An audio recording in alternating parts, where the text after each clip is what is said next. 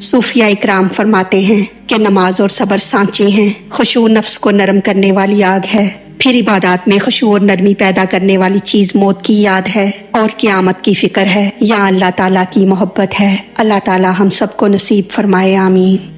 اعوذ باللہ من الشیطان الرجیم، بسم اللہ الرحمن الرحیم۔ پچھلی آیت میں فرمایا گیا تھا کہ تم صبر اور نماز سے مدد حاصل کرو، اور نماز بڑی دشوار ہے مگر عاجزی کرنے والوں پر نہیں۔ اب اس آیت میں خشوع کے بعد وہ خیالات بتائے جا رہے ہیں جن کو دل میں لے آنے سے دنیاوی خیالات خود بخود جاتے رہیں گے، اور جن سے ان کو قرار حاصل ہوگا اور عاجزی حاصل ہوگی، اور اس قرار سے نماز آسان ہوگی۔ لہٰذا فرمایا جا رہا ہے الذین، وہ لوگ جو یظنون یقین رکھتے ہیں، انہم کہ وہ یا بے شک وہ ملاقو روبرو ہونے والے ہیں، ربہم اپنے رب کے، یظنون کے حقیقی معنی گمان ہیں اور مجازی معنی یقین ہیں۔ ملاقو ملاقات سے بنا ہے جس کے معنی ملنا ہے، یہاں یا تو قیامت میں رب سے ملنا مراد ہے، یا حالت نماز کے وقت یا موت کے وقت وغیرہ رب سے ملنا مراد ہے، یعنی اسلامی احکام یا نماز وغیرہ ان لوگوں پر بھاری نہیں جن کو قیامت میں رب سے ملنے کا یقین ہے، یا نماز ان لوگوں پر بھاری نہیں جو ہر لحظہ اپنی موت کا اندیشہ رکھتے ہیں، یعنی ہر نماز کو اپنی آخری نماز سمجھ کر پڑھتے ہیں، یا نماز ان لوگوں پر بھاری نہیں جو اپنے رب سے ثواب پانے کی امید رکھتے ہیں، یا ان لوگوں پر کہ جو نماز کے وقت یہ سمجھتے ہیں کہ ہم رب سے ملاقات کر رہے ہیں اور رب ہمیں دیکھ رہا ہے، وَأَنَّهُمْ، اور یہ کہ وہ یا اور بے شک وہ الیہ طرف اس کی راجعون لوٹنے والے ہیں، یعنی نماز ان پر بھاری نہیں جنہیں یقین ہے کہ وہ قیامت میں رب کی طرف رجوع کریں گے، یا یہ کہ ہم نماز کی حالت میں رب کی طرف متوجہ ہیں اور رب سے کلام کر رہے ہیں۔ اب پچھلی اور اس آیت کا خلاصہ اس طرح ہے کہ نماز میں دشواری کی وجہ یہ ہے کہ انسان کا دل میں دانے خیال میں آزاد پھرنے کا عادی ہے، اور سارے اعضاء دل کے تابع ہیں۔ نماز میں ظاہری اعضاء کو تو پورا پابند کر لیا گیا ہے کہ اس میں ہنسنا، بولنا، کھانا پینا، چلنا سب حرام کر دیے گئے ہیں۔ اس ظاہری پابندی کا اثر دل پر پڑتا ہے جس سے وہ گھبرانے لگتا ہے، کیونکہ دل ہر وقت حرکت چاہتا ہے، اس کو سکون اور چین نہیں۔ لہٰذا سب سے پہلے حکم ہوا کہ دل میں خشوع یعنی سکون اور قرار پیدا کرو، یہ سکون نماز کو آسان کرے گا،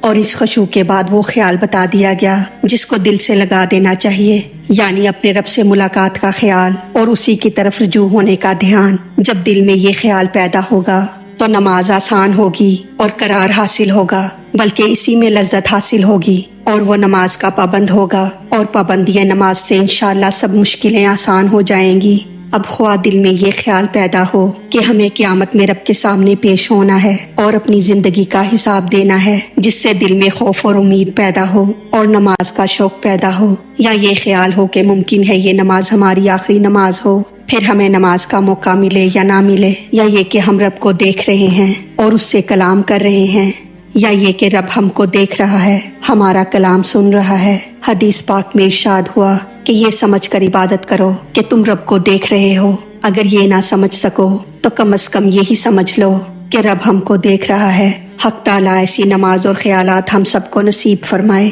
آمین۔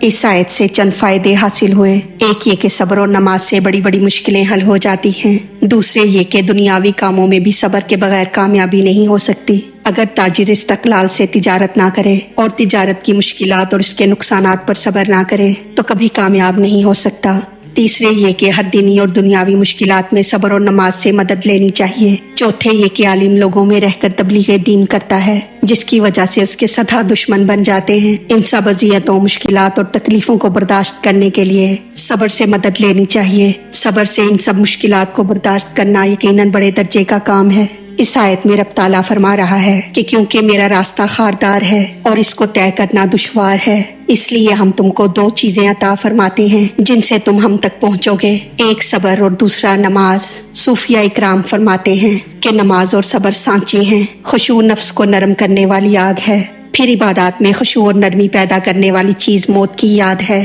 اور قیامت کی فکر ہے یا اللہ تعالیٰ کی محبت ہے۔ اللہ تعالیٰ ہم سب کو نصیب فرمائے، آمین۔ اللہ تعالیٰ ہماری غلطیوں کو معاف فرما کر ہمارا پڑھنا سننا اپنی بارگاہ میں قبول فرمائے، ہمیں دین و دنیا کی تمام نعمتیں عطا فرمائے اور ہمیں عمل کی توفیق عطا فرمائے، آمین یا رب العالمین۔ وما علینا الا البلاغ المبین۔